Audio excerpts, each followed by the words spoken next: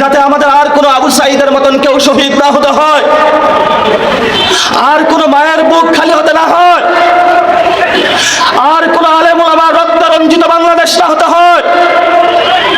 সেইখানে এই সরকার এসে বিচার বিভাগের উপরে বৃদ্ধাঙ্গুলি দেখে টাকা পয়সা নিয়ে মামলা বাণিজ্য করে আওয়ামী লীগের সকল খুনিদেরকে থানা থেকে বের করে দিয়েছে। লজ্জা তোমাদের জন্য। তোমরা এত পচে গেছ, এখন কথা বললেই এগুলা থেকে দুর্গন্ধ ছড়ায়। এগুলা নিয়ে আর কথা বলে লাভ নাই। আমরা এখন কি করব সেই বিষয়ে আমি কয়েকটা কথা বলে শেষ করব।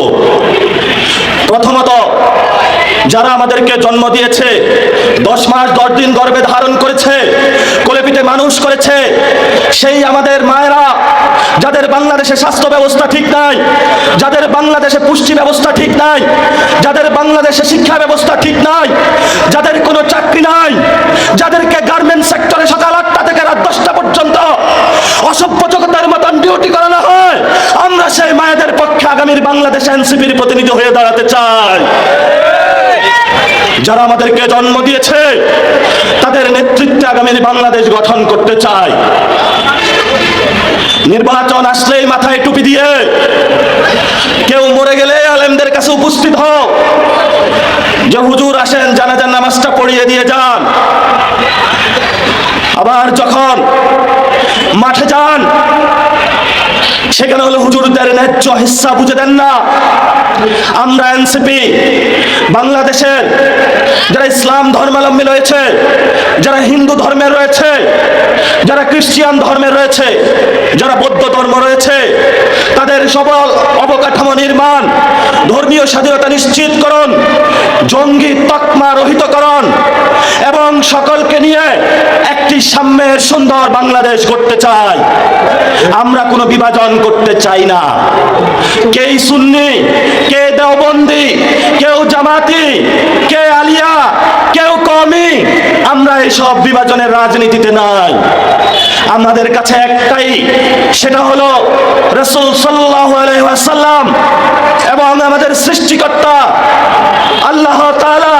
এটাই হলো বাংলাদেশের। আমরা কোনো বিভাজন চাই না। এনসিপি হলো সকল বিভাজনের ঊর্ধ্বে, সকলকে নিয়ে ঐক্যবদ্ধভাবে বাংলাদেশে কাজ করতে চায়। এখানে অনেক তরুণ প্রজন্ম উপস্থিত হয়েছে। বাবা ফোন দেয়, ছেলে তোমার চাকরি হয়েছে? আপনি বলেন বাবা আমার তো চাকরি হয় নাই। প্রতি বছর ফোন দেয়, কিন্তু ফোনের পর ফোন ছেলে কোনো উত্তর দিতে পারে না, কারণ ছেলে পরীক্ষা দেয়, ভিতরে ছাত্র দল যুব দলের চাকরি হয়ে যায়। আমরা আপনাদেরকে নিশ্চিত করতেছি, এনসিপি ক্ষমতায় আসলে কোনো কোটা রাখা হবে না, কোটা মুক্ত বাংলাদেশ গঠন করা হবে ইনশাআল্লাহ। আমি উত্তরবঙ্গের পথে পথে ঘুরতেছি, এত সুন্দর একটা উত্তরবঙ্গ, এরশাদ সাহেব উন্নয়ন করলো না। শেখ হাসিনা তো উত্তরবঙ্গের প্রতি সবচেয়ে বেশি বৈষম্য করেছে। আমরা উত্তরবঙ্গ দক্ষিণবঙ্গ কোনো বৈষম্য করব না। বাংলাদেশের যদি আমার কাছে 64 টাকা থাকে, 64 টাকাই ভাগ করে 64 জেলায় আমরা বিলিয়ে দিব ইনশাআল্লাহ।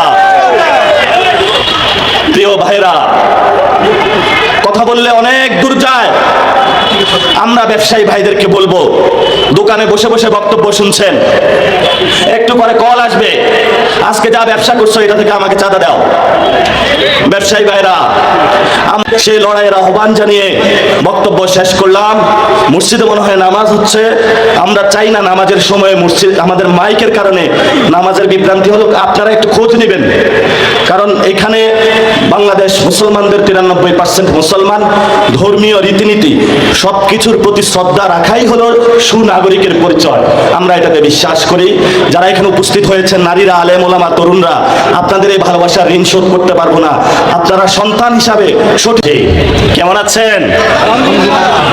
সবাই বলেছে আলহামদুলিল্লাহ। আজকে প্রোগ্রামে অনেক নারীরা উপস্থিত হয়েছে, এটা খুবই আশার দিক। কারণ রাজনীতি করতে হলে নারীরা যদি অনুমতি না দেয়, রাতে হলে ঘরে ভাত খাইতে দিবে না, বলবে যে এত লেট করে আসছো, আর আসার দরকার নাই। এখানে অনেক আলেম ওলামা উপস্থিত হয়েছে, যাদেরকে গত 17 বছর ধরে জঙ্গি বলা হয়েছে, দাঁড়ি ধরে টান দেওয়া হয়েছে। এখন ওনারা রাজনীতিতে চলে এসেছে, আবার যদি তাদেরকেও দাঁড়ি ধরতে আসে, এবার হলো তীব্র লড়াই হবে ইনশাআল্লাহ। উপস্থিত হয়ে